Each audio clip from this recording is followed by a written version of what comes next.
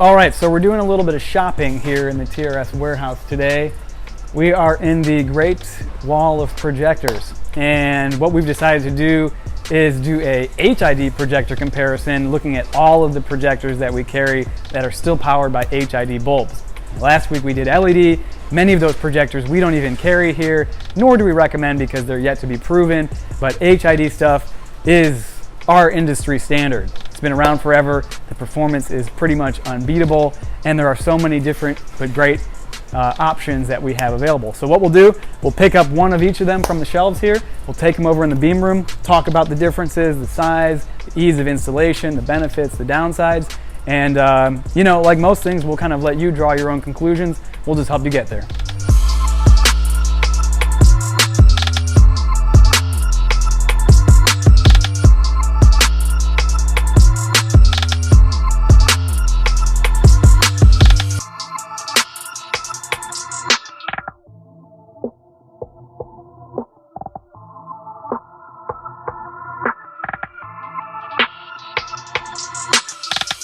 All right, so we're gonna go from smallest to largest, if you will, and we'll start over here naturally at the Morimoto Matchbox 2.0. This is the second generation of the Matchbox, and you know, honestly speaking, this projector, for how compact it is, actually packs a pretty solid punch. The light output from it is pretty decent. We're gonna show you that a little bit later in the video. But as you can see, the geometry on this projector, it is much, much smaller than any of these. It has a mounting shaft on the back for convenience and ease of installation. It takes H1 bulbs, like many of the smaller projectors over here. And it produces a flat cutoff line, which is great for use in fog lights. And honestly, that's the main point of this projector, is retrofits into very small and tight spaces, such as fog lights.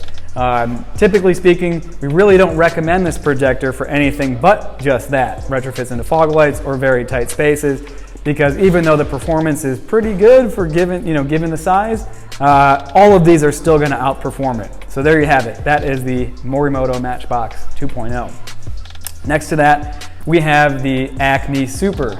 And the Acme Super is very, very similar to what you could expect quality and performance-wise out of the earlier generations of the Morimoto Mini H1 7.0. The materials and the quality are all a little bit substandard compared to the Morimoto variant of this projector. In terms of the convenience and the ease of installation, well, it's more or less the same there. You have the same hex lock ring with the threaded mounting shaft on the back side, same exact 2.5-inch lens diameter. You know, but again, the biggest downside compared to something like the more expensive and more refined Mini H1 from Morimoto is that the Acme just uses a little bit lesser quality, lesser precision materials. And the big difference there is, of course, not only in the optics and the performance, but the actual cutoff shield and the solenoid mechanism in the middle of the projector. That was a fairly large problem back in the day when Morimoto was still using this setup with the pull type solenoid, because these would often get stuck in high beam or not actuate all the way. You know, just kind of like a little bit more of an old school setup that is not as refined as the side pull push type solenoid that's found on all of the Morimoto projectors these days. So that's not to say that it's a bad projector. It is a very good projector for those who are retrofitting on a budget or doing their very first retrofit. It is very small, it is very easy to install, and it is very affordable. I know we talked about the Mini H1 7.0 a little bit when discussing the Acme Super, but the 7.0 really represents kind of the pinnacle in terms of refinement and performance that anybody is ever going to squeeze out of a projector, an HID projector of this size, based on an H1 bulb. So some things that have never changed is that small size, that convenient, easy to install threaded mounting shaft on the back side, 2.5-inch diameter, fully clear lens, and you know, the optics in this are far more advanced than any generation that preceded it. The fully curved die-cast cutoff shield makes the light output very consistent among different projectors. There's no tuning involved. It is very wide, and in terms of lux and intensity, it's going to be far brighter than anything in its size class. So So definitely the best H1 based projector out there. Great for people who are looking for maximum performance and are limited in terms of the size on what they can fit into their car's headlights.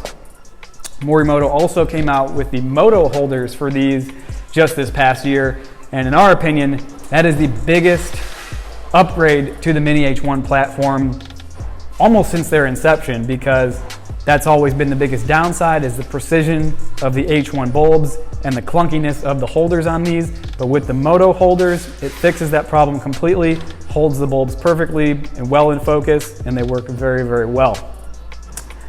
Next to the Mini H1, we have the Morimoto 4TLR by Xenon. This projector again uses a 2.5-inch diameter lens, a little bit of a fatter, wider reflector bowl, and unlike the ones that we've just talked about, it does not have a threaded mounting shaft. So this projector should be reserved for those who are not afraid to get their hands dirty and start cutting things up a little bit. You will have to use more of a traditional mounting method to get this thing installed in your headlights. Having said that, it is not very big, so it is still fairly compact and easy to fit in most headlights. The mounting points on it and the bolt pattern are shared with many OEM projectors found in a lot of Japanese vehicles from Acura and Honda, also Toyota. So it is great for swaps into those kind of applications. And like the Morimoto series, it does use a very high quality, very reliable side push solenoid mechanism that creates a very consistent and reliable high beam pattern. Next to this, one that we're all very familiar with, and it is the #1 selling from the Retrofitsource and through Morimoto, the Morimoto Mini D2S 4.0. Now, there is a 5.0 coming up sometime later this year. We really do not have that many details on it, but given how great of a performer the 4.0 is, we expect great things for the 5.0. Some highlights on this thing: 3-inch diameter lens, which is great to give your retrofit a little bit more presence into bigger headlight assemblies. The 4.0 is definitely our go-to option for somebody who wants something that is fairly easy to install because of the convenient threaded mounting shaft here on the backside, wants to maximize the performance of the projector, and has the room in their headlight housing to afford the bigger geometry of this projector compared to some of the others. Again, like the others, very high quality die-cast cutoff shield mechanism, very consistent, very sharp light output, very wide thanks to the curvature of that cutoff shield, and the optics inside are also quite advanced. Again, a very, very popular projector, accepts industry standard D2S bulbs, so there's a very wide range of bulbs that you can install along with these, everything from Osrams to Morimotos, Philips, and everything in between. And again, an excellent projector. There's also many Retrofit brackets out there from different manufacturers that will allow you to adapt this into your pre-existing projector headlights with little to no extra effort. So that's certainly an added convenience that comes with the 4.0 thanks to the industry standardized bolt pattern these days. Moving right along, we have the FX-R. And I think that this projector is a little special because the FX-R actually represents the very first aftermarket projector that Morimoto designed way back in 2007 with the FX-R 1.0. Of course, this is the 3rd generation, and there really has not been that much advancement in the FX-R series after the 3rd generation because of the advent and the performance available in easier to install options such as the D2S 4.0 and even the Mini H1 7.0. But to talk about this one a little bit more in detail, it does not have that threaded mounting shaft, so you will have to have a little bit more skill when it comes time to retrofit this thing into your headlights. But having said that, you will be rewarded with a fantastic light output. It is very wide, the beam pattern is very bright, and plenty well distributed. Again, it is based on industry standard D2S bulbs, so a wide variety of options available to you there. This is the 3-inch diameter lens that I'm holding in my hand here. It is also available with a 2.5-inch diameter lens, but not that many people go with that because if you're going to go out of your way to install such a big projector in your headlights, most people want that presence that comes with that bigger 3-inch lens along with it. So a great projector. It's been around for a long time. very reliable, great performance, nothing bad to say about it. But again, be prepared to put in your time and effort if you want to go with the FX-R to do your retrofit. Last but not least, we have the EvoX-R 2.0. And these projectors, again, they've been around for a little bit. The 2.0 version is a little bit newer, and really the main difference compared to the 1.0 is two things. First, the intensity of the hotspot is quite a bit brighter compared to the 1.0, so you get a little bit more lux concentrated in the center of your beam pattern. And the 2.0 also gives you the advantage of an updated bulb holder, which will take all industry standard D series bulbs. D1, D2, D3, and D4. Why that's important is because the popularity of this projector depends on its ability to be compatible directly with many OEM headlights and swaps into them. So for those of you who are using HELA-based halogen or even lesser performing HID projectors based on a variety of bulb sizes, be it D2, D1, D3, whatever, you can swap in the EvoX-R 2.0, retain use of your factory bulb size, so no rewiring, no ballast change, etc., and you can pump out a lot more performance with this guy in your headlight compared to the factory option. So what we're going to do is we'll go ahead and we'll light all these up. We'll give you a little bit of a commentary on the beam pattern produced by each of them, and we'll let you make the decision from there on what's going to be best for your retrofit. All right, so first up we have the Matchbox projector, and as you can see, and as I described earlier, a nice and flat cutoff, which is great for use inside of fog lights. Nice and sharp as well, thanks to the stock clear lens, and a pretty decent smooth distribution of light throughout. You can see it's fairly wide and has a ton of foreground light. Again, another characteristic which is great for dedicated low beam fog light projectors. And I'll go ahead and light the high beam up on this so you can see how that works too. Not bad. All right, so that is the Morimoto Matchbox. So here we have it. This is the Acme Super. This is the better of the two Acme projectors, although both beam patterns are quite similar. And as you can see, for the price, really not half bad. Beam pattern gets a little bit fuzzy and definitely lacks color towards the outer edges of its width. Nice little mini slope cutoff there in the middle. And a decently distributed beam pattern, a nice little gradient of light from the hot spot in the center trickling down to the foreground. So overall, a great little projector for those who are on a budget with a pretty decent light output. It is worthwhile to note that this projector is representative of these at their best, and that is, again, probably one of the biggest downsides of the Acme, is that they tend to be a little bit inconsistent sometimes. But having said that, if you're willing to put in a little bit of extra time tuning them up and making sure that both of them match perfectly, nothing wrong with that. So we'll show you the high beam and then we'll move right along.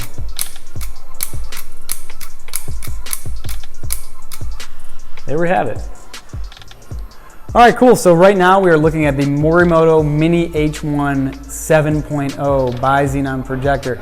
And as you can see, compared to that Acme Super, this one is much wider and has a more refined distribution of light within the beam pattern. So a nice hot spot, a nice gradient of intensity leading down to the foreground, a little bit of an integrated foreground limiter as you can see there, which is always great, especially for people in lower vehicles. And another important thing to notice is if you look at the width of the beam pattern, you see how it has a very bright amount of intensity towards the upper limits of that cutoff line. And this is a really great characteristic of this projector that I think a lot of people overlook, because it is very reminiscent of some of the world's best projectors, such as the RX350 bi-xenon, the Honda S2000, and even the SC430. Again, they all use that strategy in terms of where to direct that light, and we find it most useful to have that extra bright light along the upper edge of that cutoff line.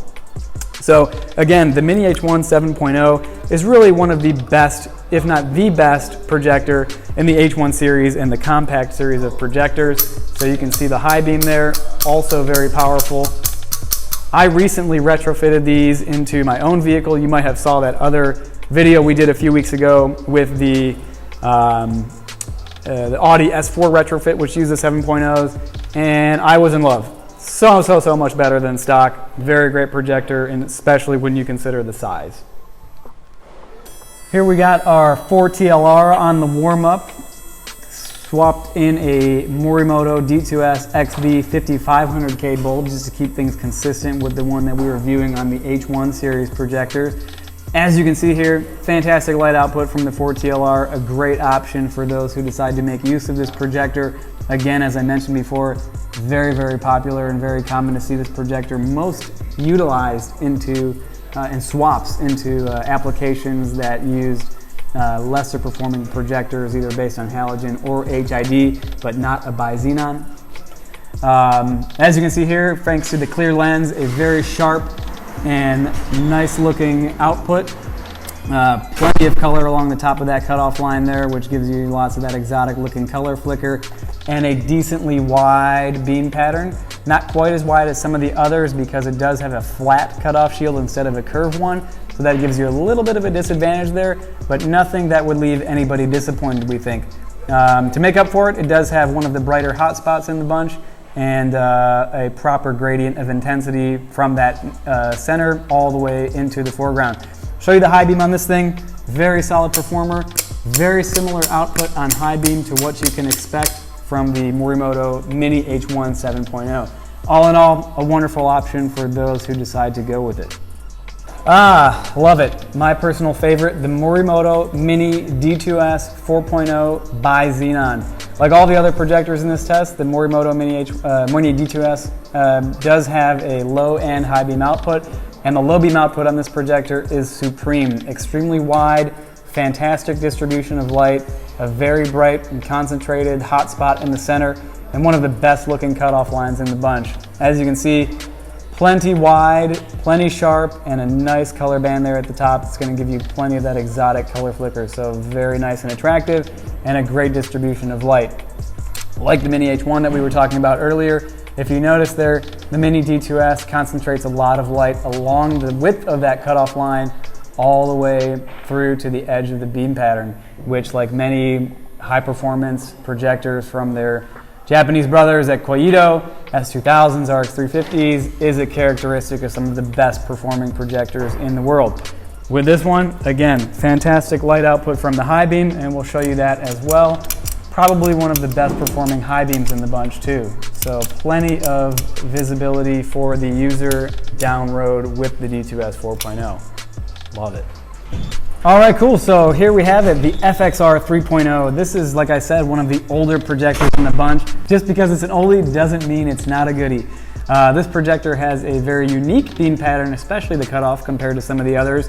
And if you're a fan of small steps in the middle of your beam, this is the one for you. It has a very small, very short DOT vertical style step in the middle, plenty of color surrounding it, which is great looking, and virtually no bowing on either side. Nice distribution of light, plenty of width, and certainly an output that would not disappoint anybody. We'll go ahead and we'll show you the high beam now and show you how that looks. Again, an excellent performer for down road use.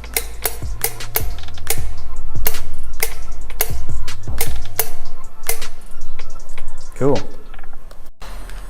All right, folks, last but not least in our super bi-xenon comparison here today, the EvoX-R 2.0. The first thing you'll notice from this projector is just the insane intensity in the center of the beam pattern, and really, that is the best attribute of this projector.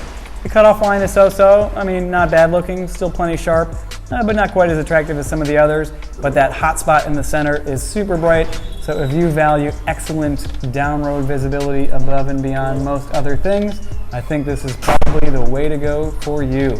The light output throughout the rest of the beam pattern is definitely solid, but leaves a little bit to be desired relative to some of the other projectors. And the high beam is also very, very good. You'll see how that looks here.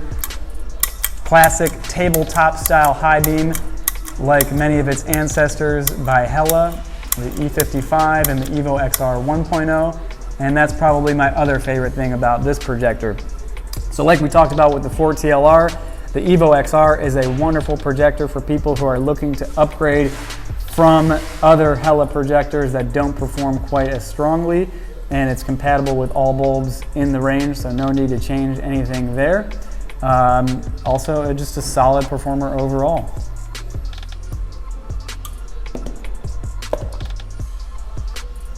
There we have it. I think that's a wrap.